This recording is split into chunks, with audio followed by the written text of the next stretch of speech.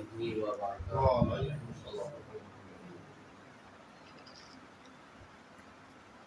إن الحمد لله نحمده ونستعينه ونستغفره ونعوذ بالله من شرور أنفسنا ومن سيئات أعمالنا من يهده الله فلا مضل له ومن يضلل فلا هادي له ونشهد أن لا إله إلا الله وحده لا شريك له ونشهد أن محمدا عبده ورسوله الذي أرسله بالحق بشيرا ونذيرا وداعيا إلى الله بإذنه وسراجا منيرا. أما بعد فقد قال الله تعالى في كلامه المجيد والفرقان الحميد فأعوذ بالله من الشيطان الرجيم بسم الله الرحمن الرحيم وقال ربكم ادعوني أستجب لكم إن الذين يستكبرون عن عبادتي سيدخلون جهنم داخلين. وقال النبي صلى الله عليه وسلم الدعاء هو العبادة. قال الله تعالى في كلامه المجيد والفرقان الحميد أعوذ بالله من الشيطان الرجيم إن الله وملائكته يصلون على النبي يا أيها الذين آمنوا صلوا عليه وسلموا تسليما. درود إبراهيم قل اللهم صل على محمد وعلى آل محمد كما صليت على إبراهيم وعلى آل إبراهيم إنك حميد مجيد. اللهم بارك على محمد وعلى آل محمد كما باركت على إبراهيم وعلى آل إبراهيم إنك حميد مجيد. اللهم صل على محمد وعلى آل محمد كما صليت على إبراهيم وعلى آل إبراهيم إنك حميد مجيد.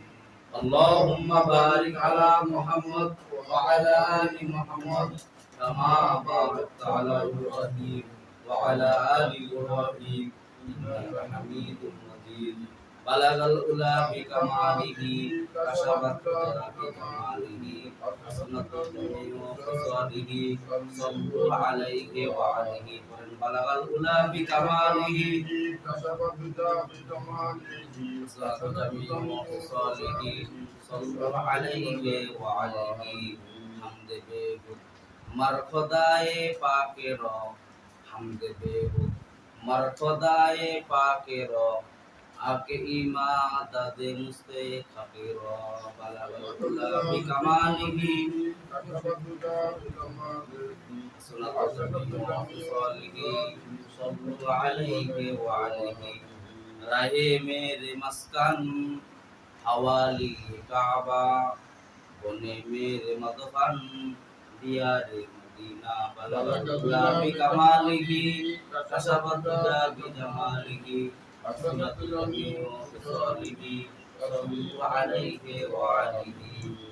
ইমানের পথে অবিচল থেকে আমার মরণ যেন হয়। রসুলের পথে অবিচল থেকে আমার মরণ যেন হয়। তোমারই কাছে বিনতি আমার, তোমারই কাছে বিনতি আমার, ও গুণহীন দয়াময়।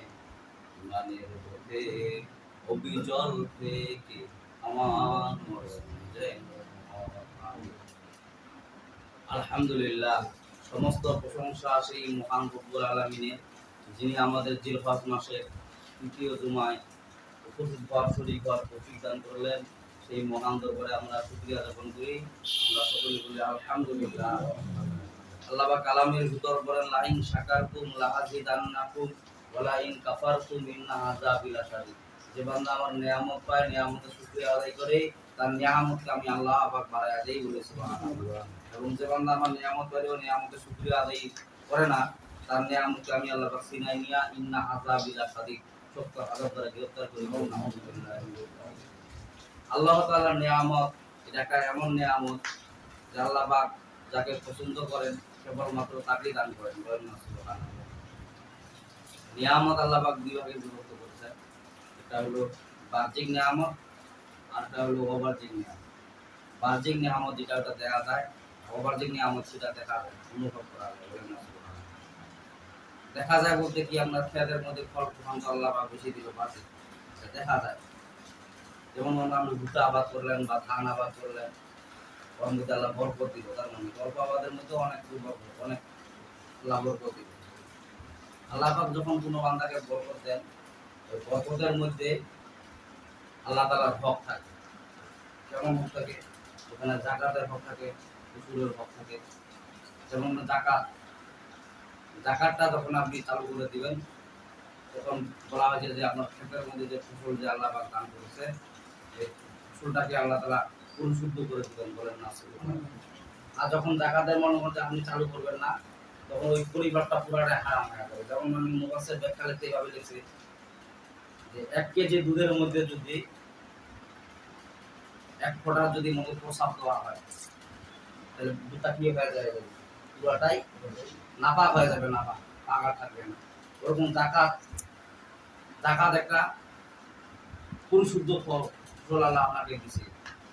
এই জাকাতের মধ্যে যখন নাকি আপনি আপনার আল্লাহ যে দান করেছে, এই দানের মধ্যে যদি আপনি জাকাত যদি না দেন, এই পুরাটাই আপনার নাপাক হয়ে যাবে। আল্লাহ পাক যে মানুষদেরকে নিয়ামত যে দান করেন, কি কারণে দান করেন? আল্লাহ তাআলা বান্দাকে পরীক্ষা করার জন্য নিয়ামতগুলো দান করেন। বলেন না সুবহানাল্লাহ। আসলে দুনিয়াটা হলো পরীক্ষার হল। কিসের হল? আমাদের জগৎ কয়টা বলেন দেখি?